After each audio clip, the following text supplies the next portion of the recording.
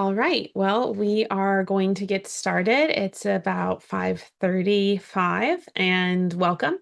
Thank you for joining us for the webinar on how to make up to $20,000 during FIFA, a Bay Area hosts playbook. And I'm Laura Kreuger. I'll share a little bit about myself as we get started, but let's dig in so everybody can get back to their evening and maybe some dinner. So, actually, before we get started, I do want to set some expectations. Not every property is going to see this sort of revenue. Some will actually make more and some will make less. But the goal today is not to try to convince you to become an Airbnb host or a short-term rental host, but my goal would be to help you evaluate whether your property has the opportunity and whether the numbers justify the effort. And that's really not just for FIFA, right? Because FIFA may not come back for decades, although we have seen a huge amount of increase in the Bay Area of sporting events and demand. Like we had the Super Bowl earlier this year, and I think we had some March Madness games as well. So we do have demand that will come, but you need to make a decision if you're interested in short-term rentals for the entire year, and how does that fit into your strategy for your property, whether that's short-term rental or long-term rental. So everything we discussed today really just comes down to, I would say, three questions. And that would be like, what does the demand look like for your property specifically? Is your property a good fit? And what could the economics look like for you, whether it's short-term rental for FIFA or also kind of looking at a bigger picture? So now we'll dive in. This is me. My name's Laura Kreuger. I'm the founder and executive director of Asset Locale Property Management, and I'm a third generation real estate investor. And so I actually started on Airbnb a little over 12 years ago, and I started by hosting in a cottage that I had in the backyard at my house, something that I had previously rented out as a long-term rental. And then I changed it up to be a short-term rental. And at the time, I had a lot of experience in property management as my grandfather invested in the Bay Area, my parents invested, and I already had a small portfolio, but supported my family with theirs. But we were really focused in long-term. So long-term property management, for those of you that don't know the language, would really be leases that would probably be about, let's see, a year or longer. And actually, I don't think you can see me, so maybe I'll put my face down here so that I'm not just talking at you without anything in the background. I don't know how to make this bigger, but that will have to do so you can see me a little bit there. Too funny. Okay, so yeah, so I started out with long-term properties and then I added this little cottage for short-term rental, and I saw an incredible demand prior to doing short-term rental in the Bay Area. I really believed that short-term rental was just for areas such as like Hawaii or ski areas, things that are more normal vacation spots. However, I was proven wrong by the significant demand that I saw specifically in the Bay Area. We have a lot of people who travel to this area for business. In the summer months, we have a lot of interns that come in for tech positions, and then we have contract workers. So there is a huge demand, but it's not the typical vacation rental that you're thinking.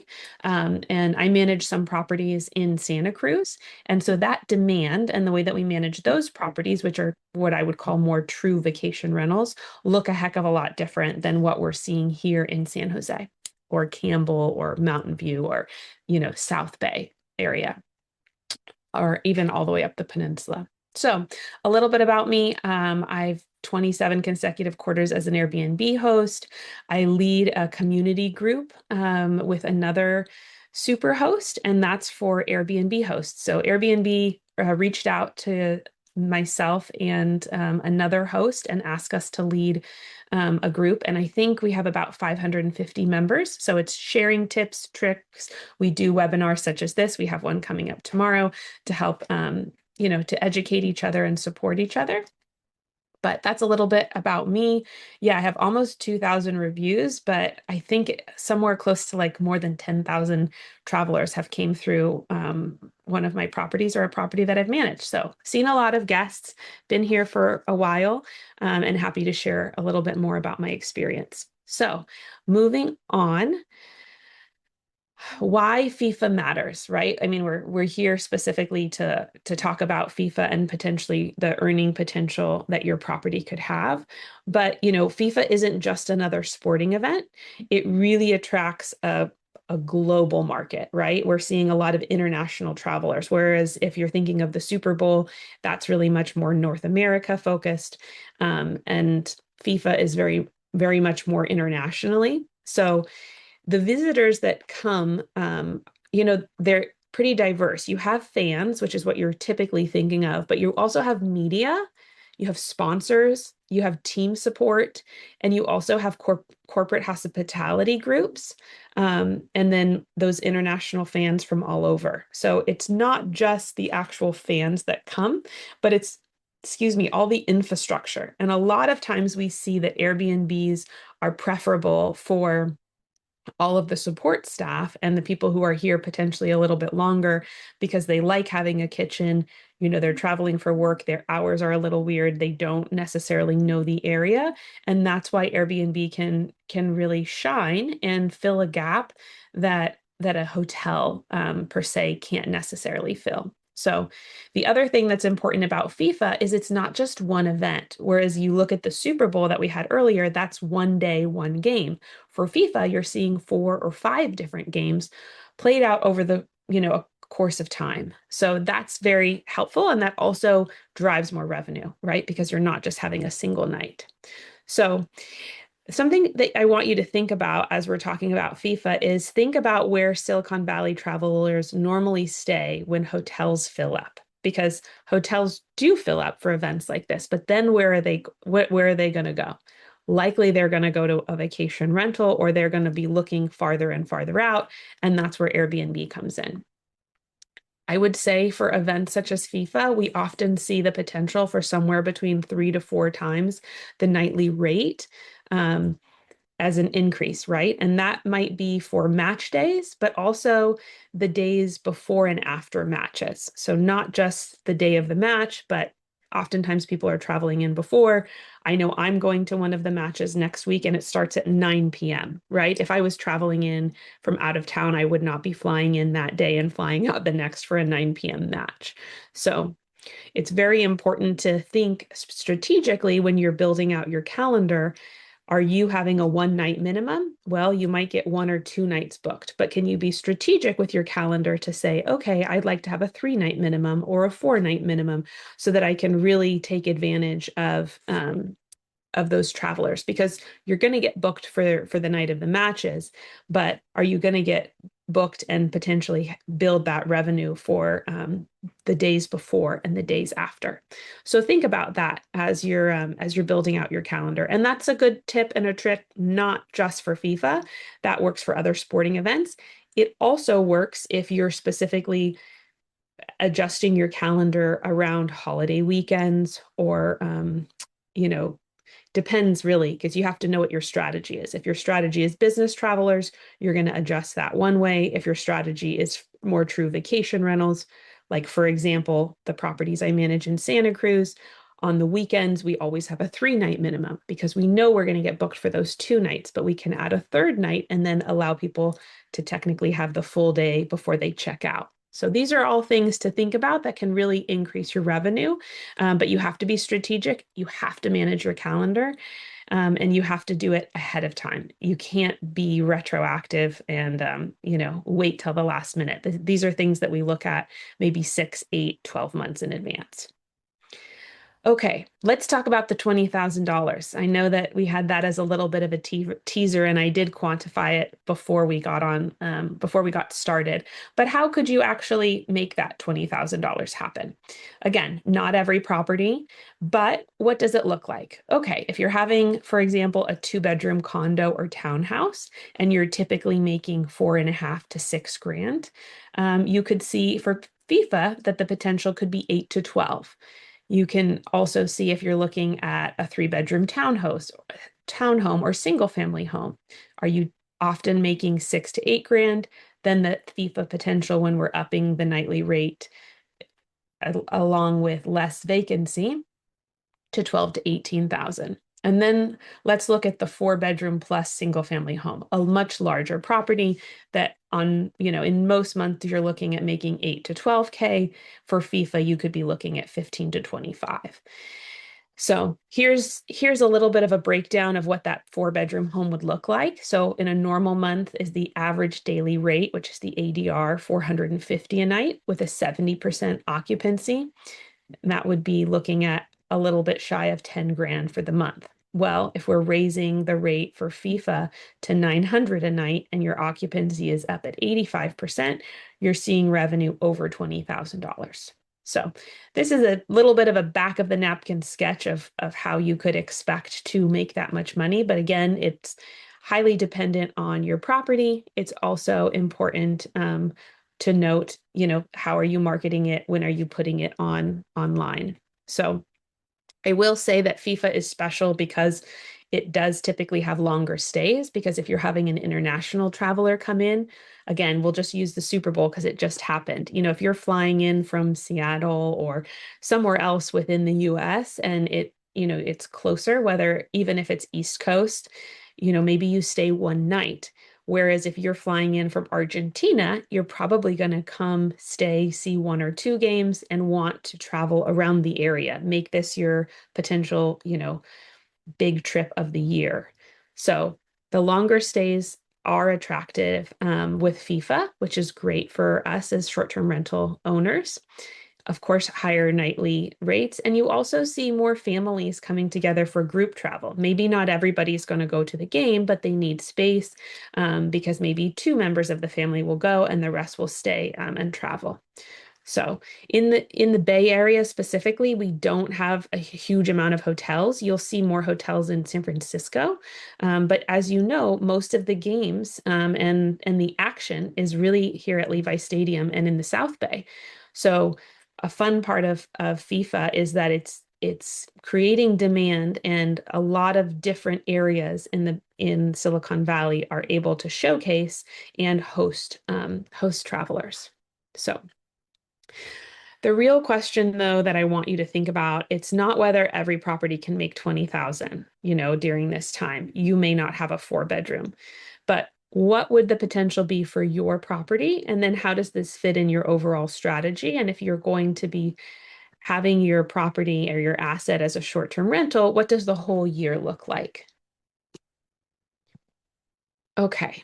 All right. How hosts earn more during FIFA? We've already touched on a lot of these things. So, of course, you're going to change your nightly rate, but you're going to want to make sure to do that really early. So the FIFA matches got announced, I want to say it was December 3rd or 4th. It was the beginning of December of what matches were actually going to be in the Bay Area.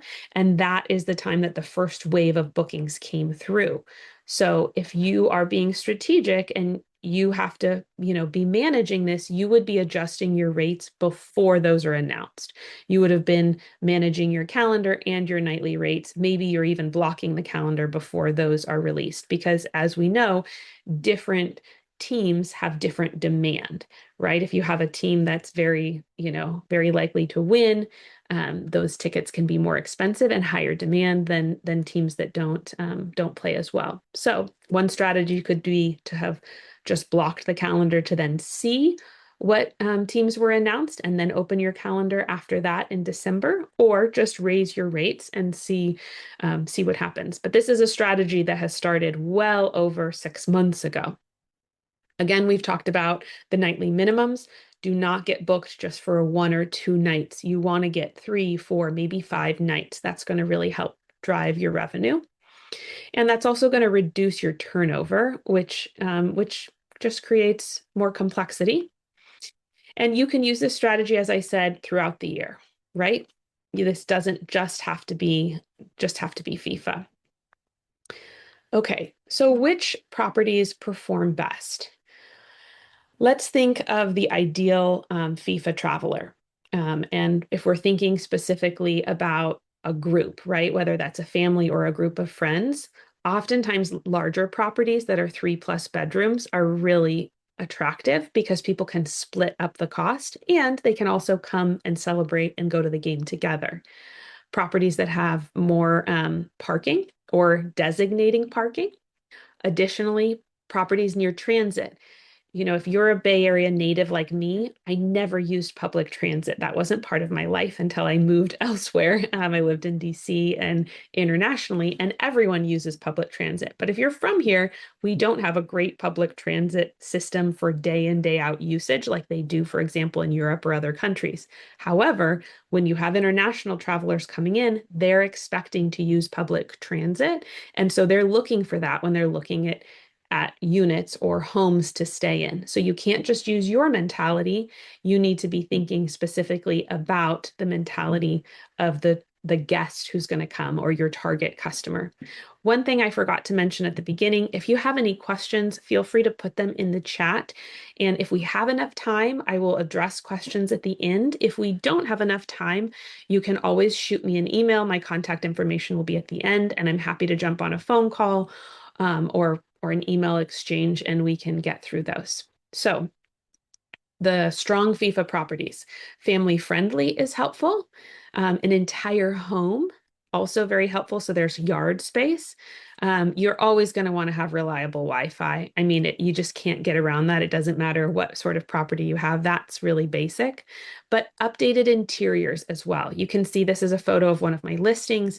It's professionally like this is a professional photograph. You can also see that there's a nice aesthetic. It shows well, right? No one used their iPhone to take these photos. Someone actually, a professional photographer went out, and it showcases the property nicely with a great aesthetic. You have to remember, Airbnb travelers are making their decision whether or not they're going to stay in your property largely on the photos. So make sure that you showcase it well. And professional photography does that. What properties would be weak for FIFA? Difficult parking. That's really hard, especially if you're having larger groups. Shared spaces, not as great. If you have shared patios, stuff like that, these, especially with larger groups, they're going to want more space. And then if they can't figure out the transit, or it's so far away that they wouldn't be able to use it, that's less desirable. Although, it's a give and a take, because if you have good parking, potentially they wouldn't use transit. Although for these games, they're probably going to be using public transit or ride share. And then, of course, restrictive HOAs. That's a struggle that we see no matter if it's FIFA or if it's property management. It is what it is. One thing that I want to point out here that I don't think is often discussed is that there's a myth that only luxury homes benefit from events such as FIFA. Do luxury homes benefit? Absolutely, they do. But modest homes can perform well. And another, ideal FIFA property that I see it on both ends of the spectrum. So you can see like, okay, 3+ bedrooms, 4 bedrooms, because people can split it. Or it can even be small units, such as like studios or 1 bedroom, especially if you have a studio that maybe has a trundle, so you could sleep 3. Budget conscious people that are coming. Those two sides work really well. It's obviously going to be very different traveler experience and a different customer, but all properties can be, I would say, managed well and positioned well. You just have to do the legwork there, and there's some that are going to perform better than others. Okay, moving on. Let's talk a little bit about the risks, because if you have a short-term rental, you know this well. If you don't, you're probably nervous about it. So there are some risks in short-term rental. There's risks in long-term rental. I manage both. We manage about 150 units. Some of them are my own and some of them are for clients. And so we've had processes that we had to go through, evictions and such, for long-term rental. Knock on wood, I haven't had that experience with short-term rental, but there's always a risk. But what you do to prepare and partnering with or really utilizing resources for individuals who are very experienced in this area really helps. So first of all, check your local regulations.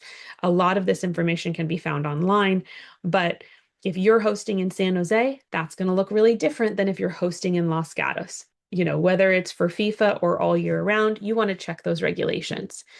Also, that goes hand in hand with the permitting and licensing. Make sure that you're checking all of those boxes. And one thing that a lot of people forget is the insurance risk, especially for events such as FIFA. If you're just thinking of trying out short-term rental, make sure that your insurance is in place. Heaven forbid something happens, you want to make sure that you're covered. And you want to be, careful of an HOA. A lot of HOAs, so townhomes and condos, don't allow it. So you can make quite a bit of money on short-term rentals, but you need to do it legally and you need to be prepared. And sometimes this can be a hurdle. So you can reach out to an Airbnb co-host like myself, a full service property management company such as Asset Locale, which I lead, or, there are also consultants that can help you set this up.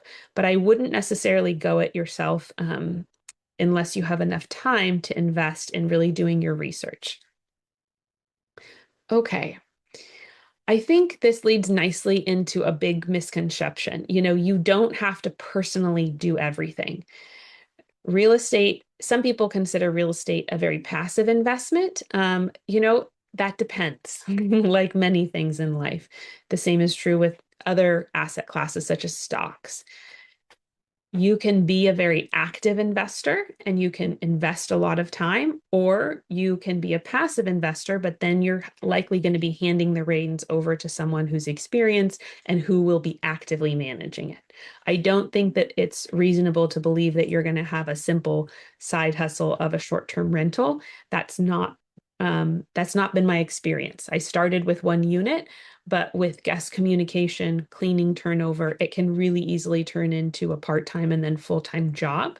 So I would say definitely don't try to do it alone. If you're new and you want to get started, it's really helpful to steal somebody's 10,000 hours, see how they manage the property. And then if you want, take it back over. You can then witness, how did they do it? How did they set it up? Oftentimes when we talk to owners, we say that, hey, we can get you started. And then if you'd like, you can take the property back over. I haven't had an owner do that because once you get into it, you see how much work there is, but that's always an option. But getting your property launched and set up takes a huge amount of time, energy, and effort. And so I would highly recommend, reaching out to a co-host or a full service property management company. One thing that's important to note, I am a co-host, but I'm also a full service property management company owner, and all co-hosts are not created equal. Many co-hosts are not licensed and insured, and they're not property managers. And in the state of California, you do need to have a broker's license in order to manage property. So many co-hosts are more like consultants on the side. And so you will have to decide what your comfort level is as far as full service property management, such as Asset Locale, where we do all of the reporting, we do all of the um, invoices, the income expenses, putting together the documents for your tax professional, as well as the full service property management. And again, the licensing and the insurance on top of it, as opposed to just having someone who comes alongside and partners. One thing that is extremely important, whether you're using property management, a co-host, or you're working on your own, I would highly recommend a professional cleaning partner. Cleaning is a huge pain point, and the cleaning that needs to be done for a short-term rental is extremely different than an everyday cleaning. So if you do have a cleaner that maybe comes and services your home once a week, twice a month, once a month, you'll notice, they're not cleaning out the refrigerator and throwing away all of your food. They're not notifying you if things are broken. They're coming in, they're cleaning, and they're leaving. Short-term rental cleaning is very, very different. And if you try to hire a standard cleaner, you're going to have some problems because they're not going to be prepared to manage two different types of cleaning staff. Or they're going to have one cleaning staff more likely that's trying to do two different types of jobs, and your quality is going to go down. I would highly recommend hiring a professional short-term rental cleaner or a professional cleaner that has both short-term and long-term. Similar analogy, I own Asset Locale and we do short-term and long-term property management, but I don't have the same team that does both. There's a team that works on short-term rentals and there's a team that works on long-term rentals. They are different areas of the company. I'm not going to have somebody who works with tenants who are on a 1 year lease work with guests who are potentially staying for 2 or 3 nights.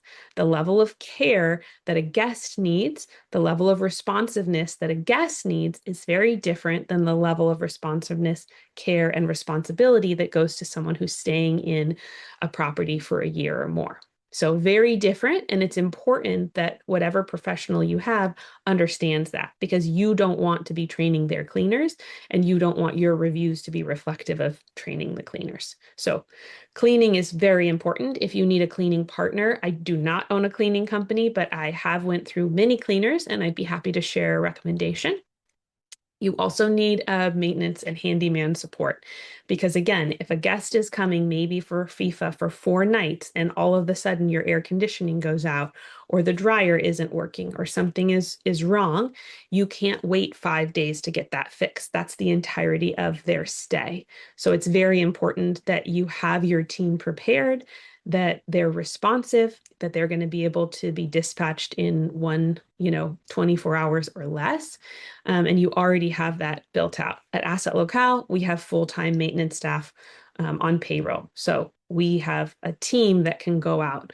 But if you don't have that luxury, that's okay. Make sure you build those relationships ahead of time, because you definitely don't want to get into a bad situation that you're vetting, a maintenance staff member, or not staff member, a maintenance professional.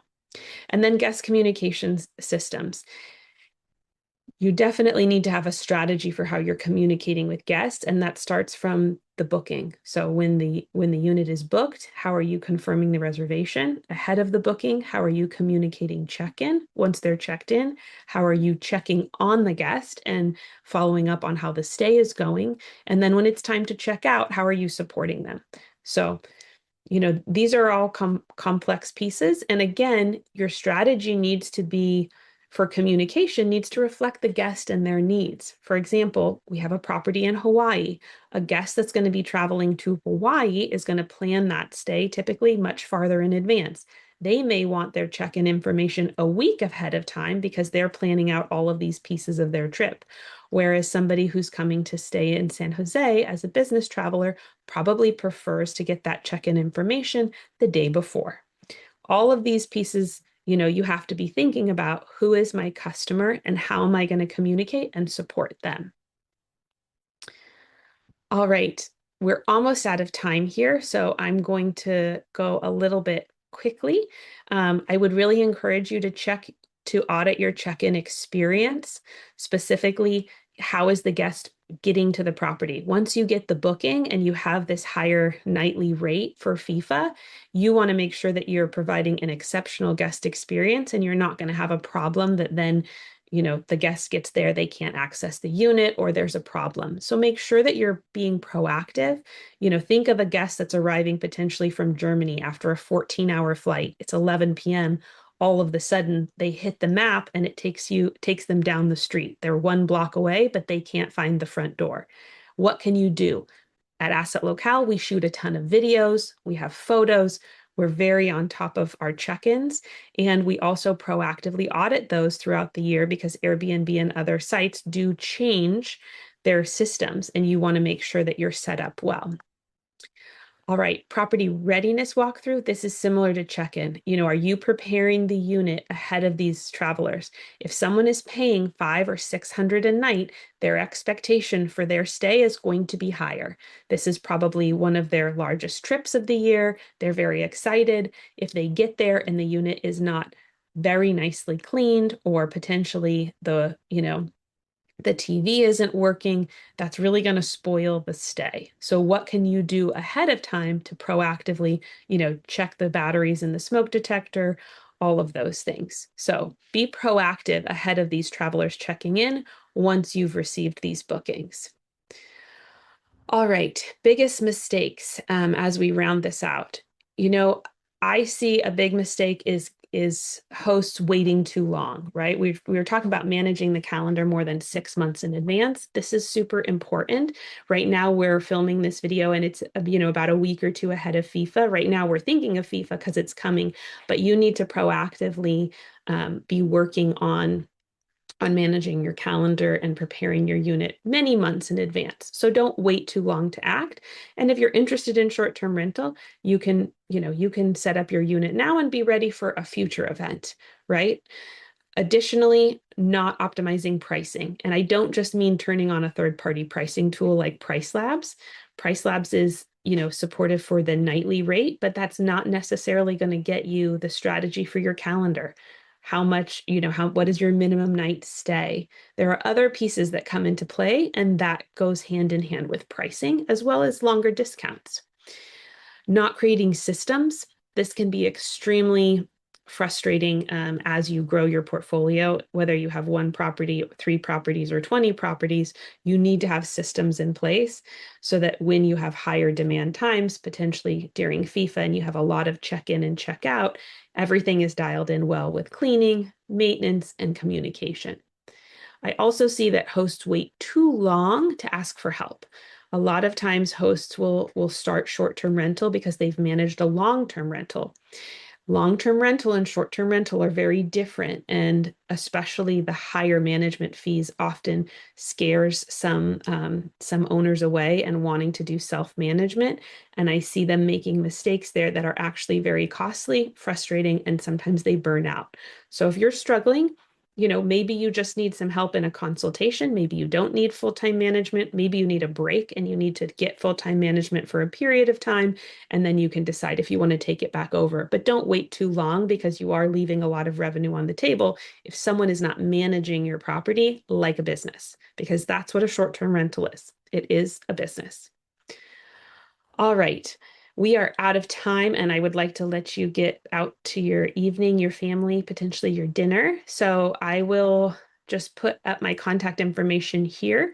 This is my phone number. I'm notoriously bad at answering the phone. Feel free to shoot me a text message. This is my email, and you are welcome to scan this QR code, and we can set up a call if you're interested in learning more. So I'm sorry that I didn't save enough time. We had a lot to go through today. I hope that this information was valuable for you. And I would love to connect. Whether you're a current host, please join our host community, because we do informational webinars such as this. And if you're a prospective host and you'd like to have your property evaluated, my team is happy to do a market analysis so that you can look, what would you be making? What would your average occupancy be? And we actually do an analysis for short-term and long-term. If you have a property that you already own and you would like to say, should I look at short-term rental versus long-term rental? We're happy to do that as well. So you can run the numbers and make a very educated decision how you want to position that property. So please reach out. I would love to connect with you, and I hope you have a great rest of your evening.